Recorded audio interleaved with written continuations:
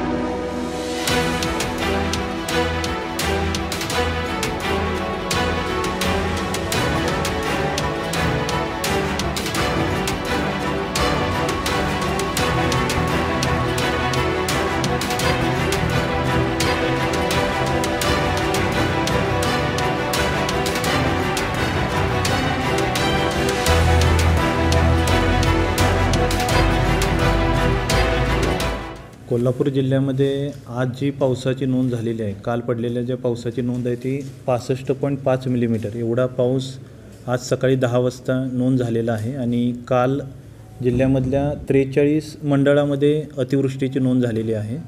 या पावसानुसार ज्या आपण मॉनिटर करतो त्या लेवलमध्ये राजाराम बंधाऱ्याची लेवल आत्ताची 12 वाजताची लेवल आहे ती 36 फूट एवढी आहे। इचलकरंजीचा जो बंधारा आहे, इचलकरंजी बंधाऱ्याची लेवल 57 फूट 2 इंच एवढी आहे। नरसिंहवाडीची लेवल 40 फूट 6 इंच एवढी आहे। तर या सर्व लेवल आपण मॉनिटर करत आहे। साधारणतः मागच्या 24 तासामध्ये राजाराम बंधाऱ्याची लेवल आहे ती 7 फुटांनी वाढलेली आहे।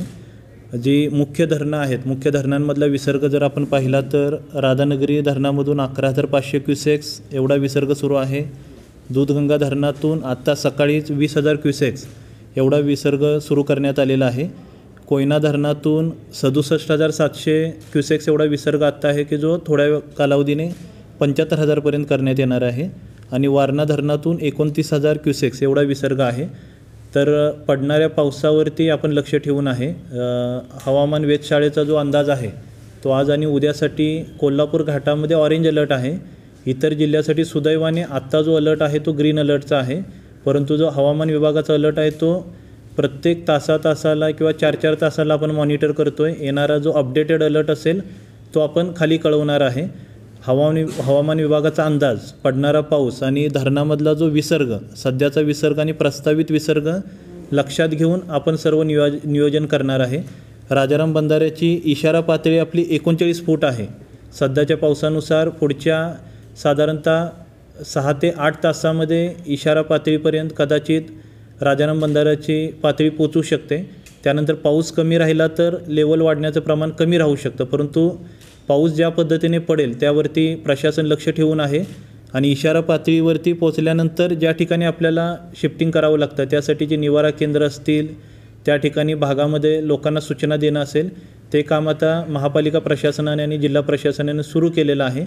यासोबतच कोयना धरणामधला आणि वारणा धरणामधला विसर्ग लक्षात घेऊन अलमट्टीमधून जो विसर्ग आहे, अलमट्टीमध्ये काल सकाळी जो 20,000 क्युसेक्स एवढा विसर्ग होता तो टप्प्याटप्प्याने वाढवून आत्ता 1,75,000 क्युसेक्स एवढा विसर्ग करण्यात आलेला आहे. कोयना धरण आणि वारणा धरणातील विसर्ग जसा वाढेल तसा अलमट्टी धरणामधील विसर्ग वाढवण्याबाबत अलमट्टीच्या प्रशासनाशी आम्ही संपर्कात आहे आणि कोयनेतून आणि वारणेतून येणारा विसर्ग लक्षात घेऊन कुरुंदवाड शहर असेल, शिरोळ तालुकामधील जी गावं असतील त्या ठिकाणच्या ज्या लेवल आपण नेहमी मॉनिटर करतो त्या लेवल आपण मॉनिटर करत आहे आणि पाऊस परिस्थिती पाहून, हे येणारे विसर्ग पाहून ज्या ज्या ठिकाणी लोकांना शिफ्टिंगबाबत माहिती द्यावी लागेल ती ॲडव्हान्समध्ये माहिती दिली जाईल. परंतु सद्यस्थितीमध्ये जी परिस्थिती आहे ती नियंत्रणामध्ये आहे. पाऊस सध्या बऱ्यापैकी जिल्ह्यामध्ये थांबलेला दिसत आहे, परंतु जर पाऊस पुढे राहिला, धरणातील विसर्ग वाढला तर जे काही नियोजन करावं लागेल त्यासाठी प्रशासन सज्ज आहे आणि त्याची ॲडव्हान्समध्ये माहिती आहे ती वेळोवेळी आपल्या माध्यमातून सर्वांना नागरिकांना दिली जाईल.